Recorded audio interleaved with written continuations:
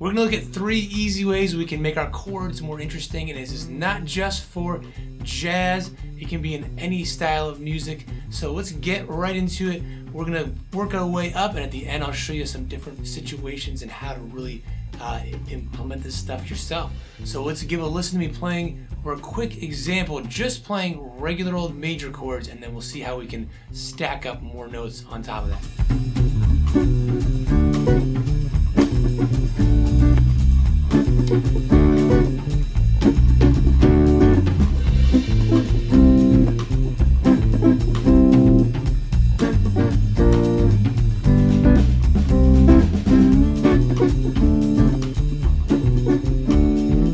So this is revolving around D, and then it goes for 8 bars. I'm just doing 4 though in the examples just to save a little time. And then we're going down this progression. This is, you can call this the B part of this tune. Going down to a C, going down 2 more frets to a B flat, and then real quick, G, C, back to D. And that is the progression we're gonna use as our example and keep working our way up. So that's what it sounds like with just regular major chords. You can play that all nice, simple, they sound okay, but let's try playing them as dominant 7th chords. So we're adding in what they call a flat 7th. So in the case of the D, it's going to be the C note. If you're playing an open D chord, you know, everyone's familiar with that, hopefully. Then you just throw in this note right here, that's a D7. So sometimes people think that's like a D minor or something. It's a D7. So we're going to do that over here though. Let's hear how that sounds, and then we'll break down the next step.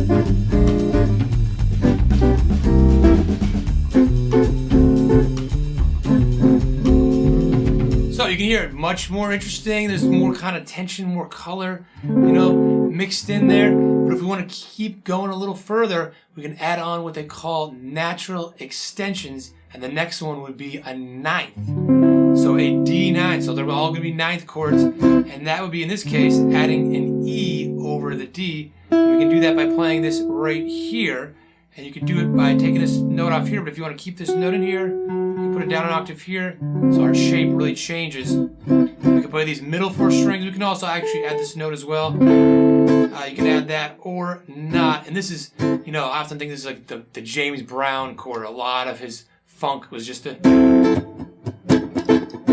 So big in funk, big in jazz, but can be used in any style of music pretty much. So that is a natural extension, and you could do altered extensions, which would be something like this, say D sharp 9 or flat 9, and that's going to give it an even more harsh sound, but we're going to focus on just the natural extensions for this video. So there we have our 9th chords. Let's hear how this sounds in the context, and then we'll check out the last one.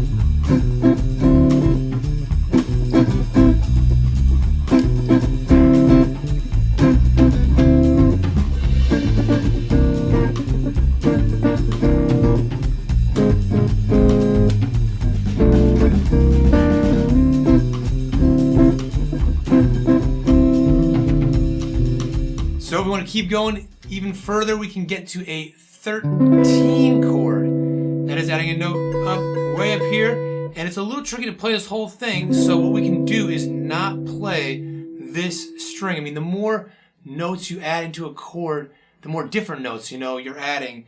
A lot of times you don't want to necessarily play the whole thing, like to play all 6 strings.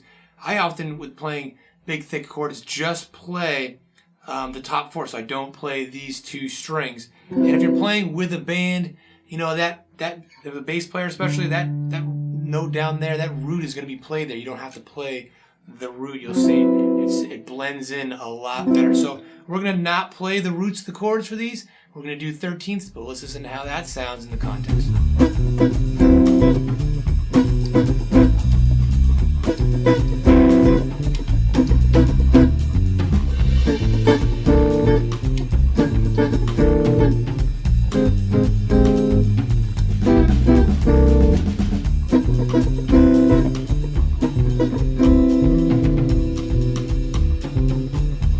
Now, we've seen all these different specific chord voicings, but we don't have to actually play them all. You know, like if you're doing one, you don't have to just stick with it. We can mix and match not only from one chord to the next, but within that chord too. That's how you can get a lot more melodic and a lot more movement to your playing. So we can play a 13.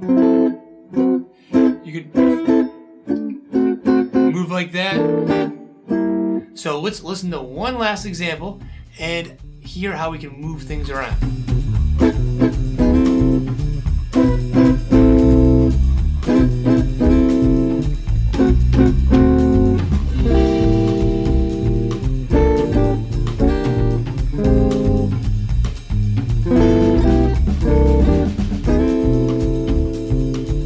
And now also, we don't have to necessarily play the full versions and the low versions for all these. For the G9, I was playing like this. Maybe you wonder, well, that's different from the before. So that is playing, you can either do it this way, play a G7 and add this ninth on top right here, this A, or you can play it this shape here. And that's not necessarily better, but it's a smoother connection between these two chords of that B flat 9, G9 to C9, because you get this root movement down below right in a row. And that's a thing called voice leading, which is a whole nother topic that I'm not going to get into in this video.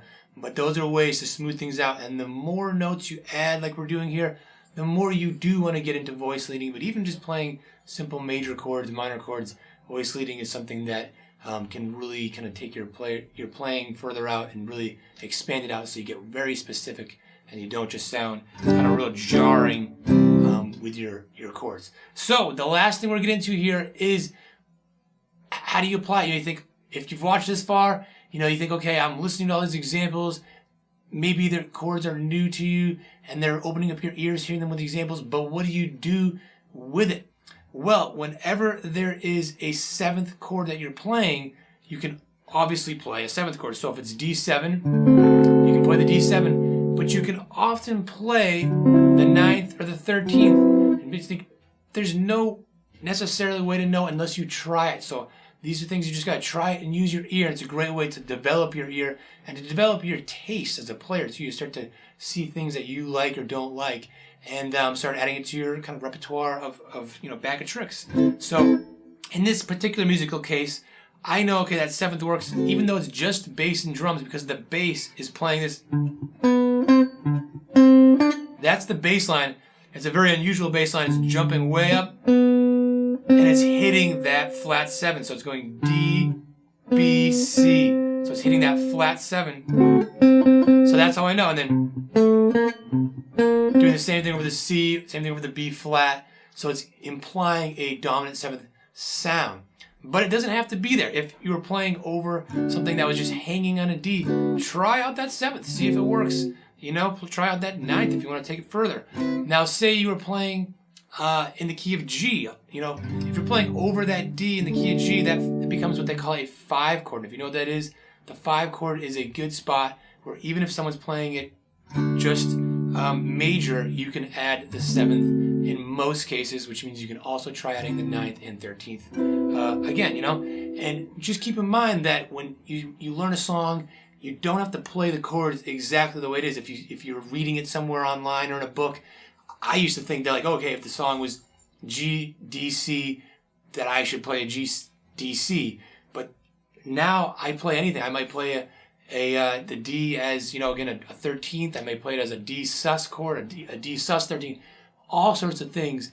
And just from learning about how music works and also, again, just trying things out and experimenting. So if you're reading a song or someone's showing you an original song, they're showing you the chords, an acoustic player, and you're playing electric with them, something like that, just keep in mind you don't have to play exactly what they're showing you. So hopefully this opens up your ears to trying out new things. And if you want to try this stuff out yourself, I have the track that I was playing along with right over here, so you can try out all of these different chord shapes and hear how they sound and get them into your fingers and into your ears as well. So have fun with that, and I'll see you in one of the next videos.